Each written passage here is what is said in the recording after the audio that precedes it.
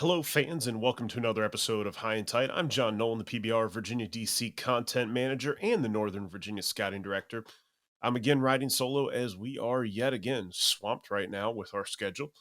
We are coming off of our third straight weekend with at least one tournament going on. We had the state games last week, the junior state games. We've had about 18 scout days this month. We still have the top prospect games coming up here later on this week. So we've been on the field a lot the last month. And while I haven't been on the field as much as Burton has, it's been a bunch. So I was able to find some time to squeeze this in. So in this episode, I'm going to give you guys a rundown of our end of the year Power 25 real quickly. I'm going to talk about our 2023 Virginia DC Player of the Year. I'm going to announce the team winners from the Mid Atlantic Program Invitational MAPI. And then I'm going to highlight a few standouts from our 2023 Summer State games. Hopefully, we'll be able to get you another pod here a little bit later on that will have a much more extensive dive into those 2023 Summer State games with not just myself, but Burton, Jordan, Jake, Mary, Jerry as well. When we have a couple of days to maybe be able to pull that off here, I think in middle end of this week, we look like we have some time in the schedule, but I wanted to get something out to you now. So hopefully we'll circle back on them, the TPG, and then other players that we've seen stand out in our slew of things. So let's go ahead and get moving on to our end of the year Power 25. It's actually a Power 30. So staying in the top spot, as we kind of predicted they would at this point in time when their season finished, St. John's College, number one team for the year, finishing with a record of 31-1, winning the WCAC championship. Moving up to number two is the VHSL Class 6 champions, James Madison. Moving up to number three, Frank Cox, winning the Class 5 championship. Falling number four, Independence. At number five, Colgan. At number six, Cape Henry Collegiate. At number seven, Liberty Christian Academy. At number eight, Mills Godwin. Number nine, Benedictine. And number 10, Freedom South Riding. A couple of teams that entered the rankings in the bottom part. You had Hanover jumping in at 17, the Class 4 state champs. New Kent jumped in at number 21, the Class 3 state champs. Westfield entered at number 22. Lebanon, our Class 1 state champs, entered at number 23. And then Walsingham slid up to 25. Patrick County, the Class 2 state champs, checks in at 26. Again, this ranking is running all the way out to 30. And that's where we're going to wrap up the year. Guys, this one is always the toughest one. You have a lot of teams who haven't played in a month and a half. You have teams who played their toughest games of the entire season here down the stretch. You have teams with stellar records against lesser opponents throughout the regular season through no fault of their own. Like I'm thinking of Menchville right here off the top of my head, who was 20-1, but their conference and regular season schedule is relatively thin. But then they lost in the region tournament, and that was their one loss and eliminated them from the season. As opposed to like an LCA 23-1 and their one loss in the state quarterfinals, something along those lines. So this is always a really, really, really tricky one.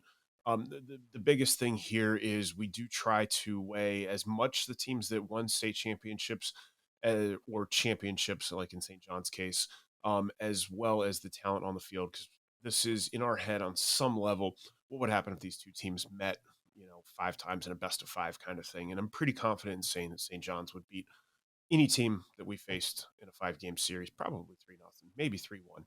I mean, Paul VI is the only team that's beaten them so far this year. And then they had a tie against Spalding, which I'm pretty sure finished number one in our Maryland rankings. So you got some pretty strong teams there. Don't get me wrong. Madison, Cox, Indy, Colgan, all very, very, very strong teams. There were a lot of very good teams. This got really, really tricky once we got to about 16 to 30. That group of teams, really that group of teams from 16 to 40 is all relatively interchangeable. You could have arguments for all of them to be number 16. You could have arguments for all of them to be number 14 or number 40. So it's very, very tough to do these. We know you guys like them. You like to fight about them. So by all means, just remember it's at K's All Day 19 if you want to bug Jason about it. I'm not available. Just kidding. So again, that's our end of the season rankings. And again, congratulations on great seasons to all of those teams. And I know I mentioned it last one, but I'll do it again real quickly. All of our champions, VISA, VHSL, DCSAA, WCAC, as far as we're concerned, there's 11 champs at the end of the year here in Virginia. So for Vista Division One, we had Cape Henry Collegiate at Vista Division Two, Stewart School, Vista Division Three, Walsingham Academy. The DCSAA champ was St. Albans, St. John's College, winning the WCAC. And then in VHSL Class 6, you had James Madison, Class 5, Frank Cox, Class 4, Hanover, Class 3, New Kent, Class 2, Patrick County, and Class 1, Lebanon. Congratulations to all of you, all champs this year, and you guys all finished the season on a win, which is the best way to finish the season. It's really, really hard for everybody else.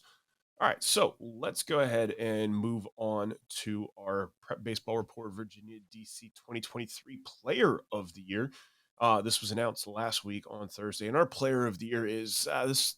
We've had some years where this is hard and some years where this is obvious, and this one was one of the more obvious years. We've actually legitimately spent a while trying to come up with someone who could be other than this player, but there was no argument against him. And it is James Madison, 2023 first baseman, right-handed pitcher Bryce Eldridge as our player of the year for this year. Eldridge helped lead Madison to the program's sixth state championship and fifth under current head coach Mark Pudge Jorman. The Warhawks also won the title in 2021. At that time, Eldridge was a sophomore, and that team was actually led by that year's state player of the year, 2021 Cubs second round draft pick, James Triantos. Triantos was the centerpiece in the lineup. He was the top of the rotation that year. Bryce was a big part of that team as well, was the number two on the mound, was the number two in the lineup. This year it was Bryce's turn to be the big dog for Madison. He was far and away their best player. They had some other guys who did some good things, do not get me wrong. But at the end of the day, he was the guy who you plan the lineup around, who you pitched, you set your pitching up to. He's the guy who, when he took the mound, he took over. On the season, he hit 420 with 9 home runs. He had an absurd 1750 OPS, which is on base plus slugging. He took a crap ton of intentional walks down the stretch. I want to say it was 20 intentional walks in his last 25 plate appearances or thereabouts. On the mound, he went 11-0. He had a 130 ERA, 88 strikeouts in 53.2 innings. He had 2 wins in the state tournament. He won their quarterfinal game, and then he won the championship game in relief. He recorded the final out of the state title game over Westfield. Eldridge, he's an Alabama commit. He's receiving some significant MLB draft consideration. There's a very strong chance that he actually never makes it to Tuscaloosa to play for the University of Alabama. He's currently projected as a mid to late first rounder in the Major League Draft, which will be held July 9th, 10th, and 11th, just ahead of the All-Star game in Seattle. I would fully expect to hear his name called when they do the first couple of rounds in the comp picks on July 9th. So again, congratulations to our 2023 Player of the Year, Bryce Eldridge. You can check our website to see all the Players of the Year. We've been handing out this award since 2016, I believe. The PBR Virginia DC Player of the Year.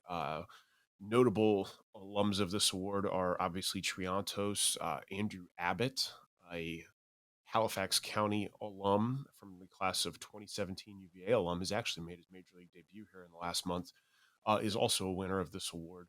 So some guys who've had some great performances, and Bryce is right up there, and really his entire career for that matter. Hitting 420 with 9 home runs and that OPS while also going 11-0 on the mound is absurd, and those numbers are absurd and deserving. So congratulations to Bryce. I do want to go ahead and throw this out there, guys. Keep an eye out in the next week as we are going to do our end of the year all PBR team. Obviously, Bryce is going to be on it, but there will be some others as well. So please make sure you submit stats in order to receive consideration. Please do so ASAP. Either email myself or Jason Burton. Tag us on Twitter on the PBR main account. Any way you can, please get us those stats. We need to have those stats to be able to properly consider the top players for the 2023 All PBR Virginia DC team. All right, moving on.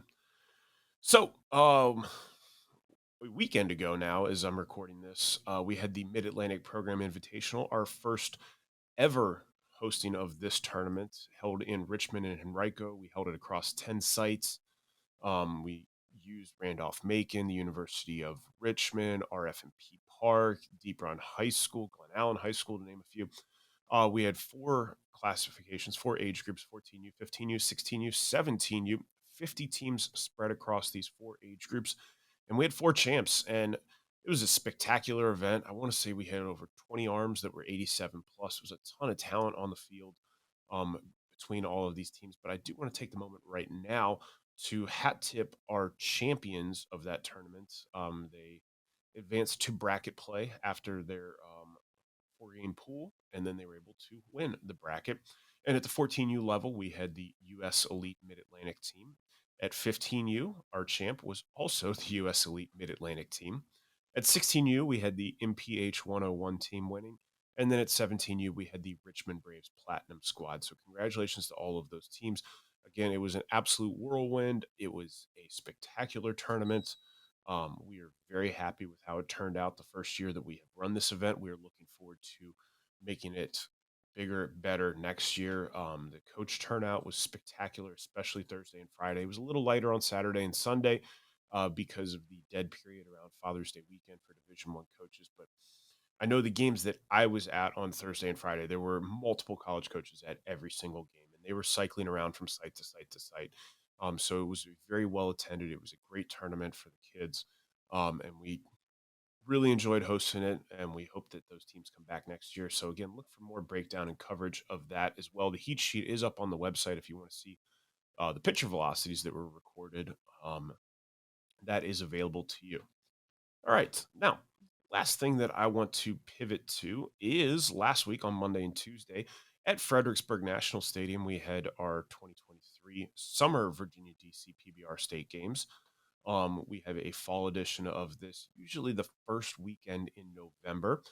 And that's usually a War Memorial Stadium. So the summer one for the second year in a row at Fred Nats Stadium. They did a wonderful job of hosting it, working around the weather for us.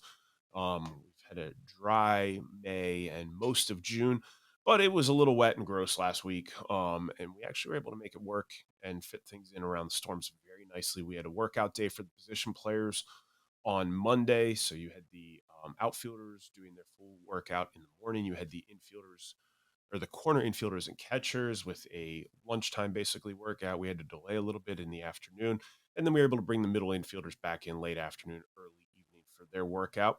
And then we played four games on Tuesday for our state games. There were over 150 players on display at this event. I want to take a minute to talk about four that popped for me. Like I said at the lead and the top of this, I really, really, really think that I'm going to be able to get all of us assembled because after the TPG this week, I think we have a couple of days where we can actually breathe a little bit here and do a much more deep, in depth dive into the state games and also players who stood out at MAPI. But I do want to highlight these four guys really quickly right now. So let me just go ahead and run through them. Players that popped for me. Let me make sure I have the right information from me. All right, first player that popped for me is St. Anne's Belfield, third baseman, right-handed pitcher Brandon Thomas. He's a class of 2024 member. Thomas worked out at position on this.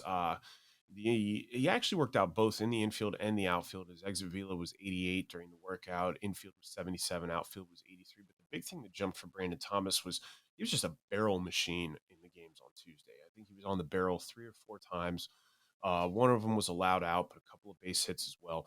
Just showing that ability to make contact against some very good pitching that he saw in that game, and make loud contact at that.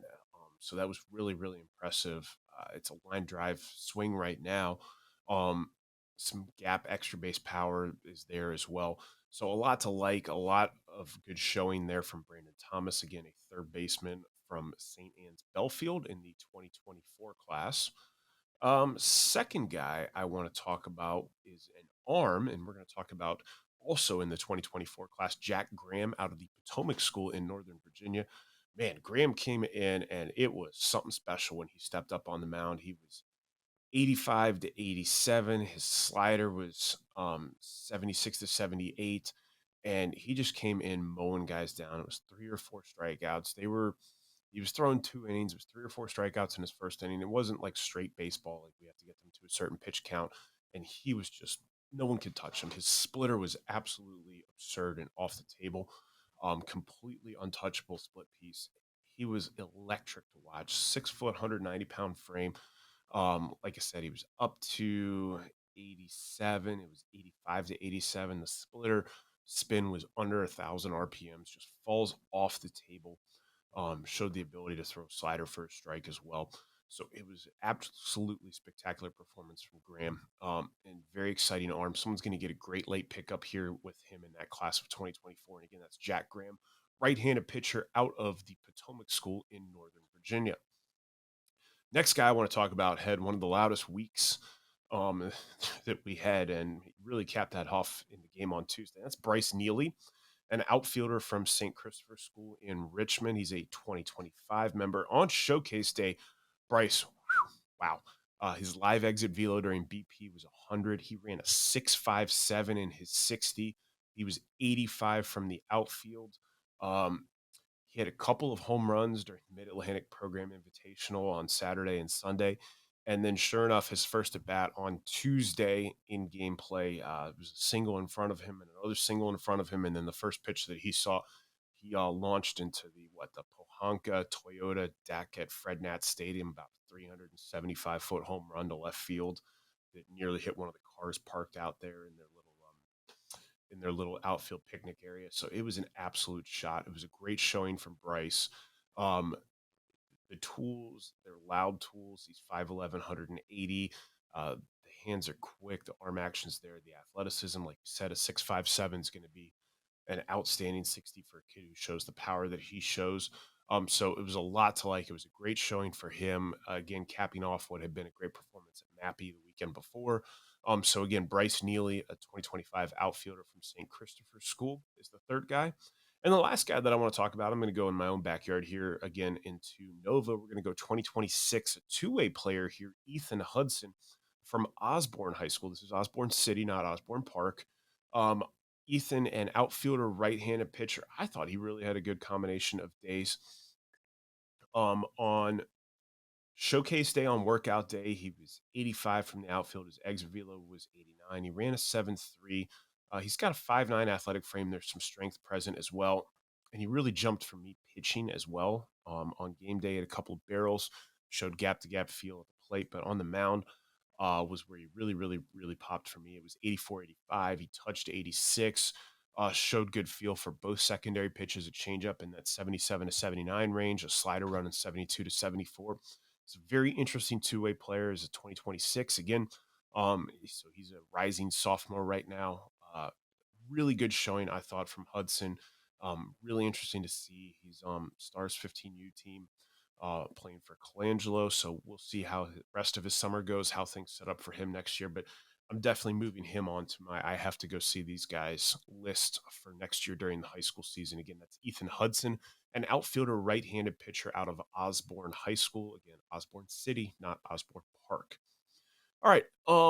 That's going to just about do it for us here on this episode. Again, hopefully we'll be able to get another episode out here in the next week or so where we run down a more detailed dive into the state games and a more look at some of the best players that we saw at the Mid-Atlantic Program Invitational, as well as our TPG. So we should be heading forward with all that. Again, if you are a player who thinks that you deserve all state consideration, please make sure we have your stats ASAP as soon as you possibly can. And all of this is building towards about a month from now, where we are going to have the PBR Future Games down at Lake Point, where Team Mid-Atlantic will take the field representing Maryland, Delaware, Virginia, and DC. So we are looking forward to that and starting to build towards it as well. So again, I'm John Nolan, and thanks for joining me, and we'll see you out there.